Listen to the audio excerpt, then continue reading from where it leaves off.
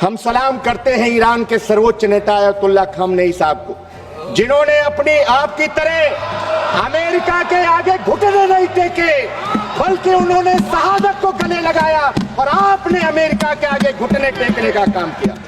और भारतीय जनता पार्टी सरकार को बताना चाहिए कि गाजा इजराइल संघर्ष के बाद विश्व के कौन से प्रधानमंत्री ने इजराइल का दौरा किया। खतरा हमारी उन बहनों से माननीय प्रधानमंत्री जी को नहीं था, लेकिन मैं जानना चाहता हूं किसकी सलाह पर, किसने कहा जब युद्ध के मुहाने पर खड़े हुए देशों पर प्रधानमंत्री जी को यात्रा की, क्या उनकी जान जोखिम में डालने का काम किया कि हमारी बहनों से यहां उनकी जान जोखिम में थी। बीजेपी सरकार को बताना चाहिए कि गाजा और इजराइल में जब संघर्ष हो रहा था, क्या विश्व का कोई प्रधानमंत्री ने इजराइल का दौरा किया है? कौन सा सम्मान आनंद जी, जिसका पहले हमने कभी नाम नहीं सुना। मैं पूरे भरोसे के साथ कह सकता हूं भदौरे जी, केंद्रीय सभापति जी, जिस दिन घटनाक्रम ये हुआ है जिसकी वजह से कांग्रेस पार्टी की अगुवाई में पूरे विपक्ष को अविश्वास प्रस्ताव लाना पड़ा, उस दिन आसन पर ज्यादातर समय सभापति ही विराजमान रहे। आप उस दिन की वीडियो फुटेज निकालिए। सत्ता पक्ष के एक माननीय सदस्य जो सदन के हाईजैकर हैं, सदन के माफिया हैं, खड़े हो गए। सब वर्ड जो है उसको हटा दीजिए। खड़े हो गए। सभापति जी ने उनका नाम भी नहीं पुकारा, माइक ऑन हो गया। आप निकालिए वीडियो फुटेज और लगे न जाने कौन कौन सी किताबें दिखाने और उनका संदर्भ देने। हम लोगों ने पीठ से आपत्ति की, तब जाकर उनका नाम पुकारा गया बीच में। माननीय अध्यक्ष जी, माननीय अध्यक्ष जी पहले ही व्यवस्था दे चुके हैं। एक मिनट कि माइक का माननीय रविशंकर प्रसाद जी, क्या माफिया ने कहा, बोल लिया इसी के लिए माफिया सब लौटवाइए। आता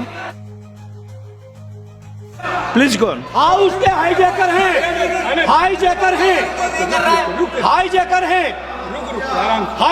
हैं, बिना अनुमति के माइक ऑन होता है और जो मन में आता है उस सदन में कहते हैं। ये चीज बर्दाश्त योग्य नहीं है। किसी के भी बारे में कोई टिप्पणी करेंगे, बर्दाश्त नहीं करेंगे सर। आपको अलाउ किया है मैंने? यू आर नॉट अलाउड बोल रहा है। आप उस दिन की, यू आर नॉट अलाउड, आप बोले।